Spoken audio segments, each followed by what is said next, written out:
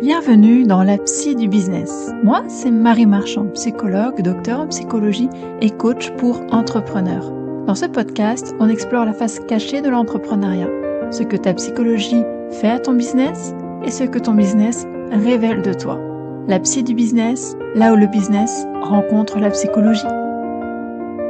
Bienvenue dans l'outil psy du podcast La psy du business, un outil concret tiré de la psychologie à utiliser dès aujourd'hui.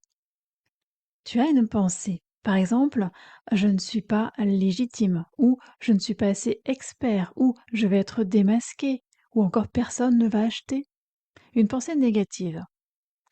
Et cette pensée-là, elle ne se présente pas comme une hypothèse, elle se présente comme un fait, quelque chose de vrai, de définitif, de personnel, quelque chose qui se répète peut-être régulièrement pour toi. Et depuis cet endroit-là, tu prends des décisions. Tu baisses ton tarif, tu repousses ton lancement. Tu ne réponds pas à cette opportunité parce que de toute façon, tu te dis ce n'est pas pour moi.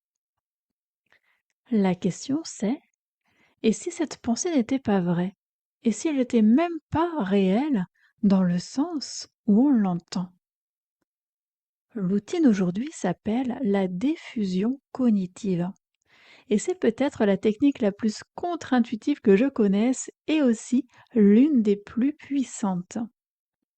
Alors avant de te donner l'outil, je veux te dire pourquoi ça marche. Parce qu'il y a une recherche derrière tout ça, et cette recherche est vraiment étonnante. En 2004, le psychologue Stephen Hayes et son équipe de l'Université du Nevada ont testé l'impact des techniques de diffusion cognitive sur les pensées négatives autoréférentielles. Alors autoréférentielles, ça veut dire quoi? Ce sont les pensées négatives qu'on s'attribue à soi-même.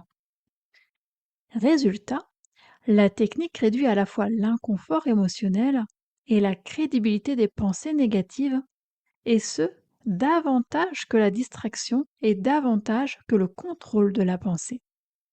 Une étude ultérieure a montré que les techniques de diffusion peuvent réduire la crédibilité des pensées négatives jusqu'à 50%. 50% en quelques minutes seulement, et surtout sans chercher à changer le contenu de la pensée. Et c'est exactement là que réside le fameux wow de cet outil. Pourquoi?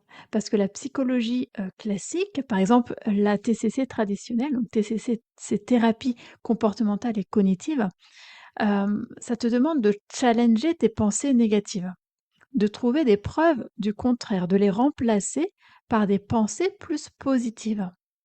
C'est utile, ça fonctionne, mais c'est aussi épuisant. Et avec les pensées les plus ancrées, les plus intimes, souvent, ce que remarquent les psychologues, dont moi, souvent, ça ne marche pas toujours. La diffusion cognitive, elle ne cherche pas à changer la pensée, elle change la relation qu'on a avec elle. Alors le concept vient de Stephen Hayes, le fondateur de la thérapie d'acceptation et d'engagement, qu'on appelle également ACT, et l'idée centrale est celle-ci.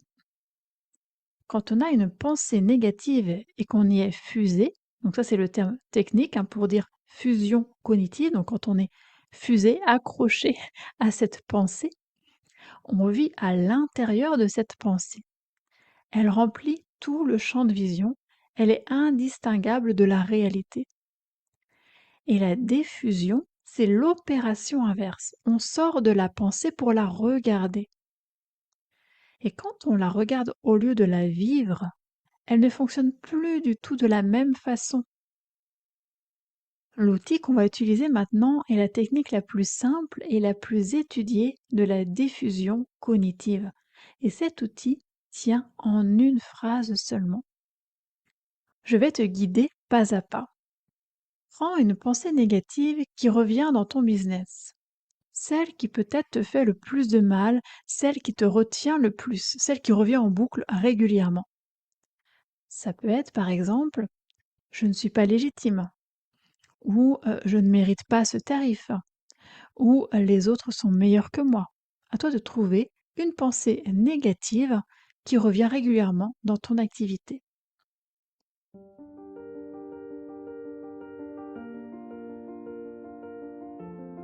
Est-ce que tu l'as? Maintenant, je t'invite à la dire à voix haute, juste comme ça, dans ta version la plus originale.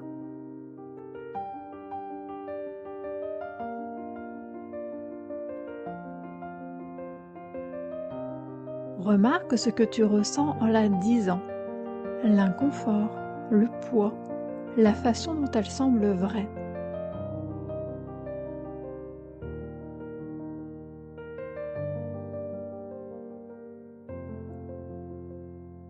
Maintenant, je vais te demander de la redire, mais cette fois-ci avec ce préfixe au début.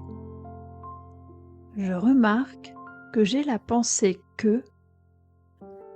Par exemple, si ta pensée était « je ne suis pas légitime », tu vas dire maintenant « je remarque que j'ai la pensée que je ne suis pas légitime ».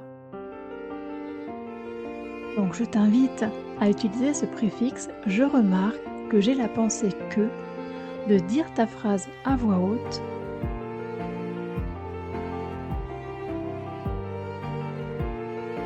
Tu sens la différence ? La pensée n'a pas changé, les mots sont les mêmes, mais quelque chose a basculé. Tu n'es plus à l'intérieur d'elle, tu la regardes. Et ce qu'on peut regarder, on ne le subit plus de la même façon. La pensée est devenue un événement mental. Et un événement mental, tu peux le laisser passer. Alors la question de cet épisode, cette semaine, quand une pensée saboteuse arrive, essaie ce préfixe une seule fois. Je remarque que j'ai la pensée que... et observe ce que ça change. C'est toujours par là que ça commence. Si tu veux aller plus loin, abonne-toi et laisse un avis. Tu peux aussi me retrouver sur Instagram pour continuer la conversation. La psy du business, là où le business rencontre la psychologie. À très vite.